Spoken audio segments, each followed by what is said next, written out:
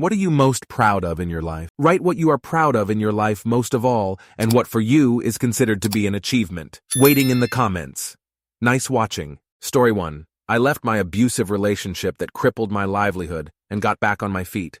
I was finally able to move into my own place, have financial stability again, and find myself, which is still an ongoing journey. Also, I have found a way to forgive my parents for the rejection and hurt they caused me growing up that had me furious and out of place with myself my entire life. Seeing them as PPL and doing my best to emotionally bond with and support them has been huge for me.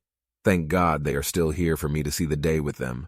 Story 2. As a female surgeon with academic accomplishments and a blended family with 2 children. What I'm most proud of in terms of personal achievement is that I'm a pretty good snowboarder. The thing is, I always admired the boarders, but at 20 YO deeply felt this was for the effortlessly cool ones, the sporty and fun dudes, while I would forever get bruises and embarrass myself on the bunny hill. But I just kept doing it anyway, and now feel total freedom hurling myself down most any backcountry powder mountain face.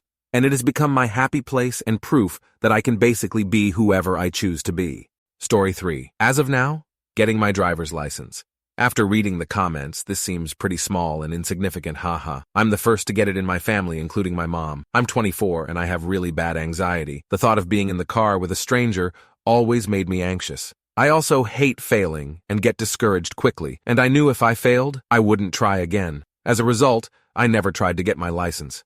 It's silly. My goals this year was to get over my irrational fears, and this was a big step for me. I'm so happy about it. Story 4. That I love learning new skills for months till I get so good, I get bored.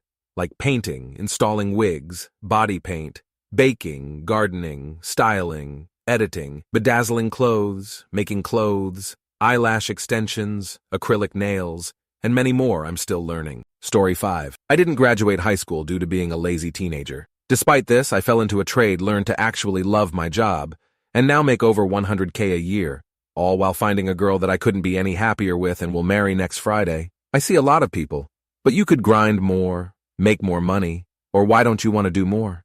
I'm content working, coming home, having a few vacations a year, and spending time with my family and friends. I don't need to learn some new hobby unless I want to. I don't need to grind hours at work for money. I'm happy, and I'm proud of that. Story 6. Taking a chance and moving 5,000 miles away from the only place I'd ever lived, for over 40 years, to be with the one I love. It was a big risk, and I am a risk-averse person. No one who knew me believed I had it in me. Even I wondered if I did. But I'm here 2 years later, still a little surprised at myself, and happier than ever. Story 7. It's a 5-way tie. At 21, fulfilling my dream of moving from the Midwest to California, getting out of an abusive marriage at 37, becoming a flight instructor, starting my own business and working from home, and being a pet mom to my multiple rescued pets and foster mom to newborn bottle baby kittens. Thank you for the uplifting question. I've been down in the dumps lately. Story 8. Jumpstarting a cat rescue group in our community. Fostering 40-plus cats and kittens, watching many of these cats learn to feel safe around humans and in their new homes, and seeing many other people get involved. Seriously, the most rewarding thing, and it was very much so a group effort. Story 9. My son. He inherited my genes for asthma and also had Crohn's. We fought his way, though those successfully, in remission for 6 wires, with today's meds and diet. Now, at 36, he's an engineer, helped his wife become a Mayo MD, and has 2 great kids aged 4 and 6. He's a compassionate, intelligent, and a fantastic dad. Story 10. That I came from nothing. Parents couldn't be bothered to raise me or teach me anything. Father abandoned me and my siblings when I was about 6. Had to teach myself to ride a bicycle when I was 20. Brother blew his brains out when I was a young teen. Not really sure why. I guess he just hated the world. The rest of my family are now drug addicts, alcoholics. Paid my own way through school to end up with a minor AAS degree in civil engineering. Now I own a home, make $150K plus a year, have almost no debt aside from my mortgage, a loving family, job offers constantly, and not much concern aside from managing an engineering department for a prominent nationwide contractor. It's not easy, but it beats sleeping in a gutter with a needle in your arm. Story 11. The fact I'm still here and trying to make something of myself after 2 suicide attempts, once when I was in my late teens, Once in my early 20s, when I was struggling with alcoholism, gambling addiction, and my girlfriend cheating on me with my childhood bully after I came out as trans to her. I also had some self-loathing about being trans at the time. I wanted to be normal, but I'm happy now. I'm transitioning. No depression. Story 12. I will tell you the 2 things I am most proud of. Second, me coming from a very poor family. Literally went to school with a hole in my shirt. And struggling with myriad of medical illness, physical and mental.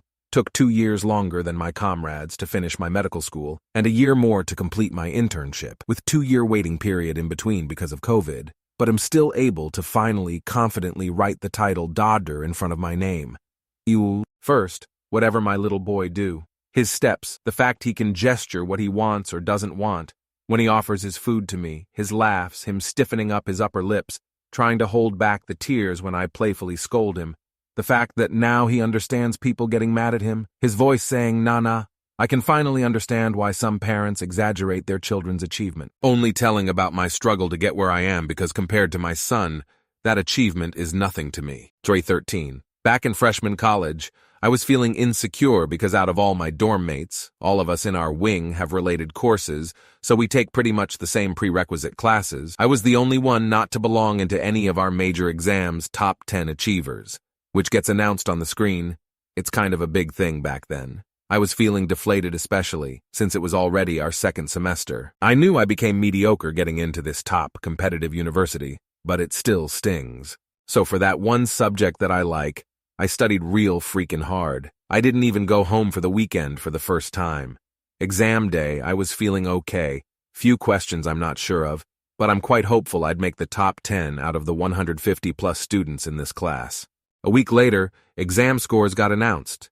They announced 10, not me, 9, 8, 7, 6, still not me, 5, 4, 3, still not me. Rank #2 was shown to have a 93% score and still not me. I was feeling more hopeless, yet my heart was beating faster. Then the teacher was about to announce the top scorer. When she asked everyone who they think it is, I know it's a spectacle, she had a mic on and everything. When they dialed it down to my lab class, my seatmate looked at me with disbelief. "OMG, I think it's you."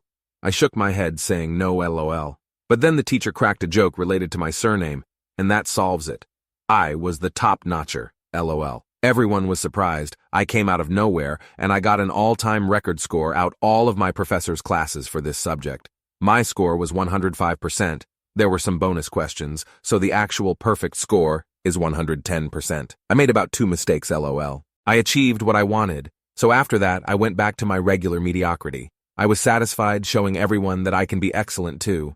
Maybe I just usually chose not to. Footnote. My first job ended up being that subject. The subject title is literally in my job position title too, and ended up working as one for 5 years. Though this was not intentional as I just stumbled upon this job.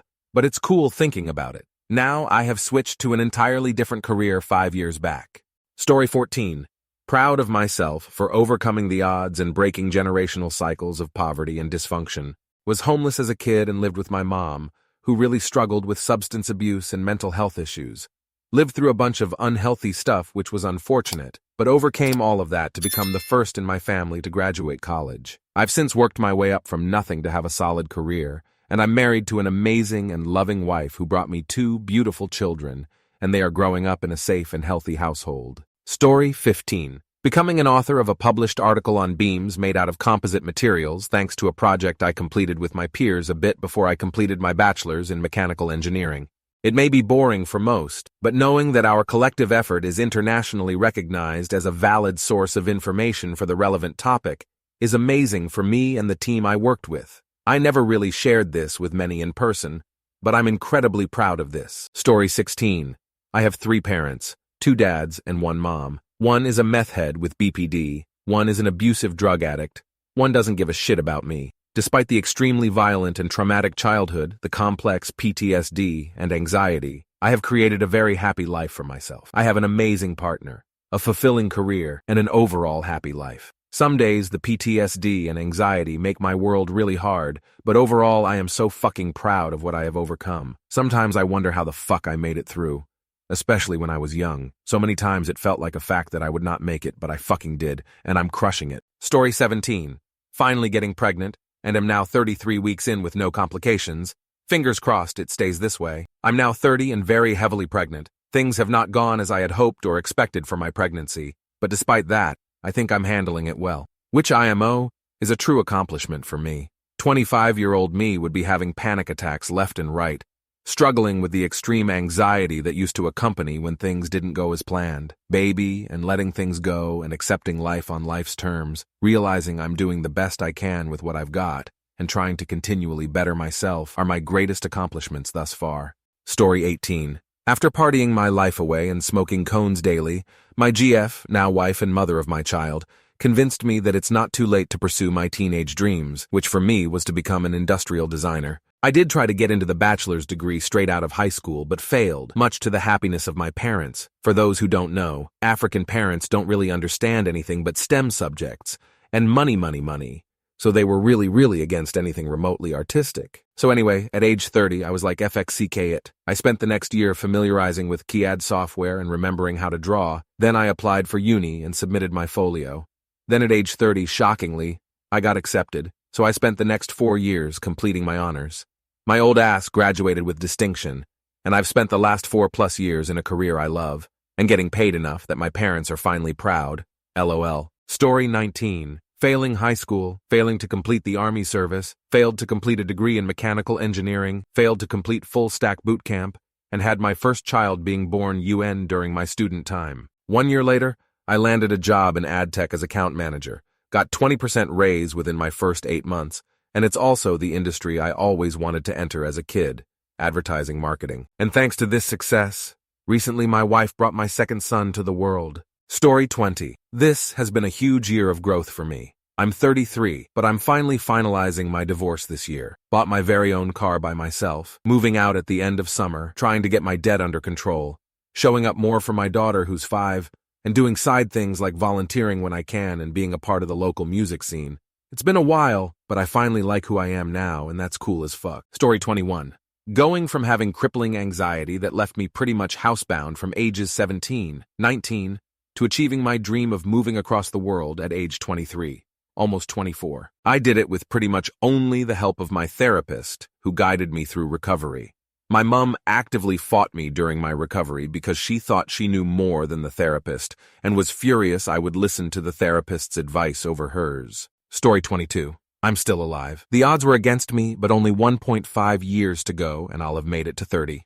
No suicidal thoughts for years now, still battling addiction and insomnia, but it feels like a walk in a park compared to the torture my mind put me through. Still with the same girl I met when we were 15, so when I turn 30, I can say that I've been with her for half my life. We're not traditional or religious, and neither of us expected this. No one did, actually. Both of us were more the wild type of teenagers, and I had horrible fear of commitment because of the broken family I grew up in. Somehow it just happened, and that feels like the biggest achievement for me. I learned a good profession in an interesting field that I actually like and got really good at it, so now I have a great job with good pay. I managed to pay off a huge amount of debt that developed before I even turned 18, thanks to my parents. They really made sure that I'll have it as hard as possible, LOL. Story 23.